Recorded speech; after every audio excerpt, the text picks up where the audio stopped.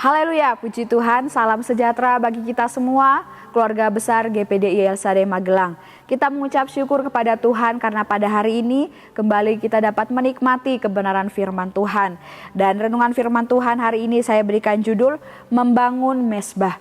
Kita buka bersama Alkitab kita di dalam Yehezkiel 43 ayatnya yang ke-27. Sekali lagi Yehezkiel 43 ayat yang ke-27. Demikian bunyi firman Tuhan. Sesudah hari-hari itu berakhir, maka pada hari ke-8 dan seterusnya, imam-imam akan mengolah korban-korban bakaranmu dan korban-korban keselamatanmu di atas mezbah itu. Dan aku akan berkenan kepada kamu, demikianlah firman Tuhan Allah.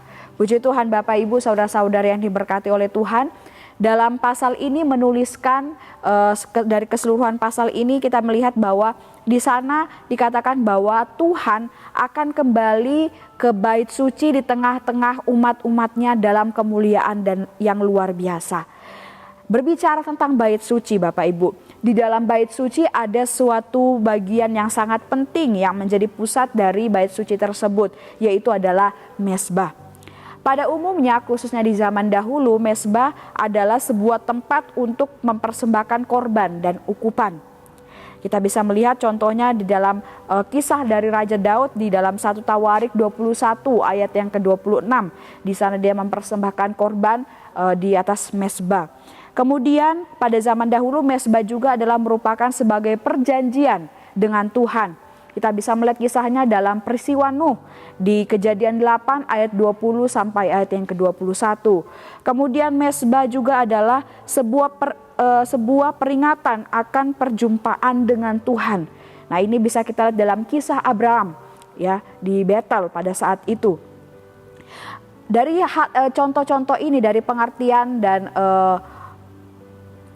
pengertian dari mezbah yang bisa kita lihat khususnya di zaman dahulu, memberikan suatu pelajaran bagi kita bahwa mezbah adalah suatu yang sangat penting dan berharga pada zaman dahulu ya, dalam kehidupan umat-umat Tuhan, nabi-nabi ya, tokoh-tokoh Alkitab yang luar biasa. Mezbah adalah salah satu bagian yang penting ya, salah satu merupakan suatu yang sangat digunakan dengan cara yang harus dengan cara yang suci, harus dengan cara yang kudus karena berhubungan langsung dengan Tuhan.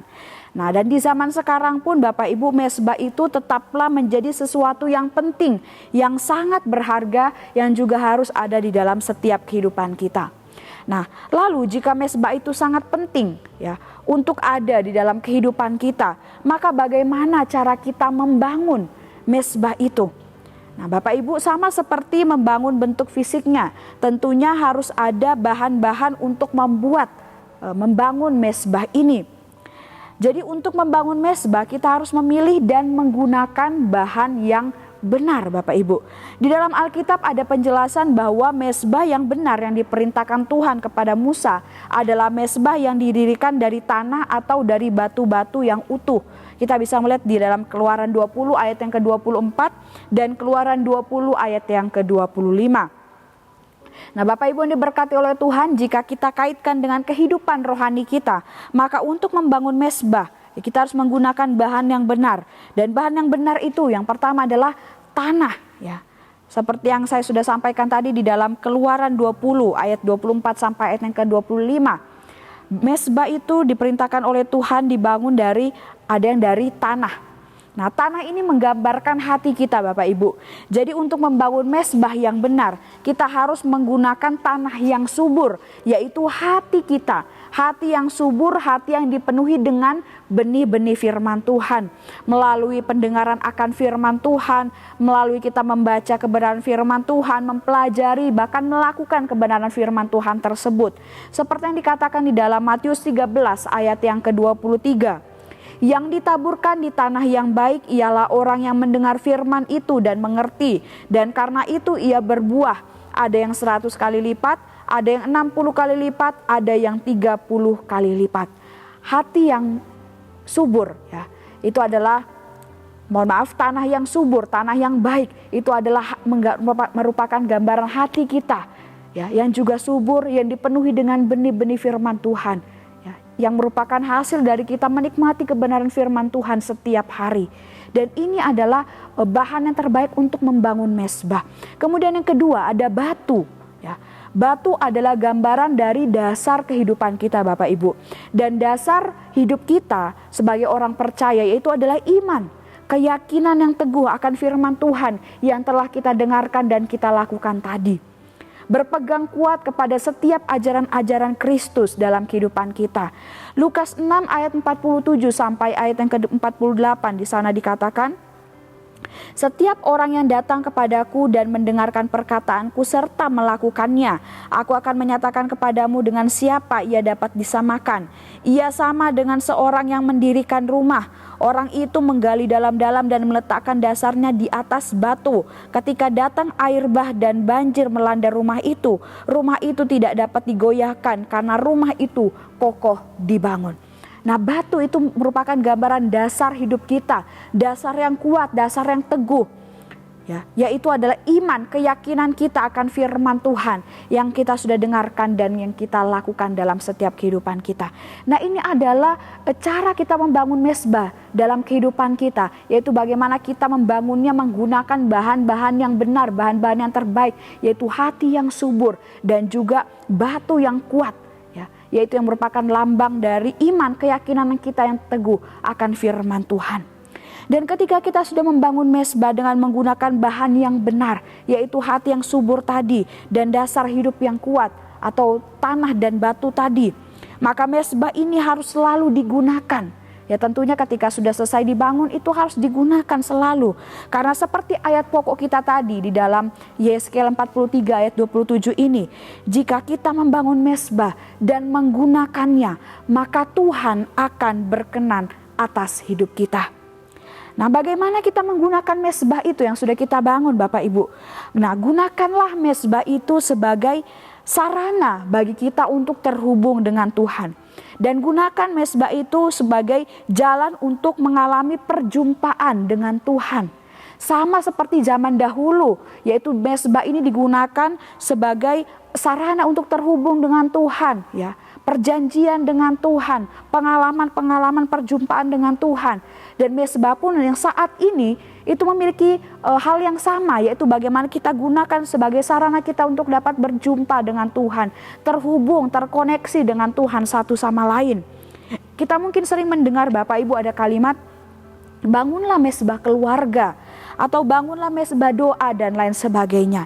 Nah, inilah contoh mezbah sebagai sarana untuk kita sebagai sarana untuk kita terhubung dan mengalami perjumpaan dengan Tuhan, yaitu dengan kita bersekutu, ya, dengan sesama ataupun secara pribadi kita menyembah Tuhan, kita memuji Tuhan, mengagungkan Tuhan dan menaikkan setiap doa-doa kepada Dia.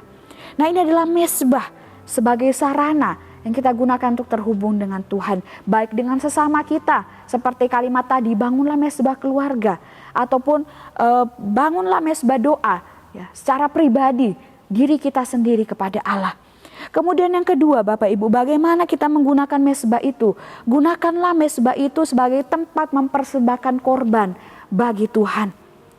Seperti pada zaman dahulu, orang menggunakan mezbah itu untuk mengorbankan, ya, sesuatu. Dan biasanya pada zaman dahulu orang menggunakan hewan untuk mempersembahkan korban kepada Tuhan. Tetapi pada saat ini, di zaman sekarang, kita harus membangun mezbah. Dan di mezbah itu kita gunakan untuk mempersembahkan. Yang pertama, mempersembahkan tubuh kita sebagai persembahan yang hidup kepada Tuhan. Roma 12 ayat yang pertama, di sana firman Tuhan berkata, karena itu saudara-saudara, demi kemurahan Allah aku menasihatkan kamu supaya kamu mempersembahkan tubuhmu sebagai persembahan yang hidup, yang kudus dan yang berkenan kepada Allah. Itu adalah ibadahmu yang sejati. Nah, jadi kita tidak menggunakan hewan lagi, tapi sekarang kita mempersembahkan tubuh kita sendiri, ya, di atas mezbah yang kita sudah bangun untuk Tuhan. Kemudian apa yang kita persembahkan? Selain hidup kita, tubuh kita.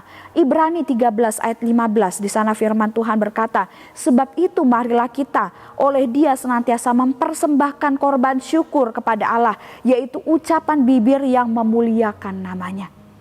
Jadi sekarang ini ya, yang kita persembahkan kepada Tuhan melalui mezbah kita, yaitu adalah hidup kita dan juga ucapan bibir kita yang memuliakan nama Tuhan. Itu adalah korban persembahan yang sangat menyenangkan hati Tuhan. Oleh sebab itu Bapak Ibu yang diberkati oleh Tuhan, melalui renungan firman Tuhan hari ini kita sama-sama belajar. Marilah bangun mezbah itu dalam kehidupan kita dengan menggunakan bahan-bahan yang benar, bahan yang terbaik, yaitu dan batu, yaitu yang adalah merupakan gambaran dari hati yang subur dan hidup, ya, dasar hidup di atas kebenaran firman Tuhan. Dan gunakan mezbah itu untuk selalu dapat terhubung dan mengalami perjumpaan dengan Tuhan, serta tempat kita mempersembahkan seluruh kehidupan kita bagi kemuliaan nama Tuhan. Puji Tuhan, Tuhan Yesus memberkati kita semua. Kami mengucapkan terima kasih bagi Bapak Ibu yang sudah setia mengikuti Renungan 79, kiranya senantiasa menjadi berkat, kekuatan bagi Bapak Ibu semua.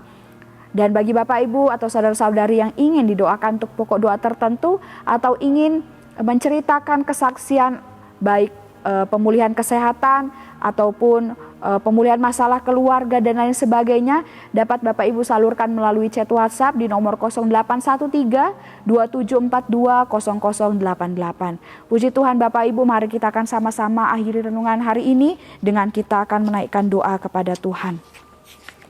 Terima kasih Tuhan, kami mengucap syukur buat segala kemurahan-Mu bagi kehidupan kami, khususnya melalui firman Tuhan yang dapat kami nikmati hari ini. Kiranya Tuhan firman-Mu hari ini menjadi kekuatan bagi kami, kembali Tuhan mengingatkan kami supaya kehidupan kami semakin hari, kami mau semakin mempermuliakan nama Tuhan. Kami ingin hidup kami selalu dikenan oleh Tuhan. Dan kiranya Tuhan Roh Kudus yang terus menjelaskan, menerangkan setiap firman Tuhan yang kami dengarkan, supaya firman-Mu itu akan terus tertanam dalam hati kami, hidup kami, bahkan berbuah-buah demi hormat kemuliaan nama-Mu. Berdoa bagi seluruh sidang jemaat Tuhan yang ada di GPD LSAD Magelang, supaya kehidupan jemaat-jemaat Tuhan semakin hari, semakin cinta akan Tuhan. Terima kasih Yesus, terima kasih Bapa, Engkau sungguh baik dalam setiap kehidupan kami. Kiranya keluarga besar GPD LSAD Magelang mengangkat tangan ke tempat kudus dan memuji Tuhan. Kiranya Tuhan yang menjadikan langit dan bumi memberkati kami dari Sion. Kami aminkan kebenaran firman-Mu dalam hidup kami Tuhan. Kami sudah terima firman-Mu dengan penuh ucapan syukur dalam nama Yesus. Haleluya. Amin.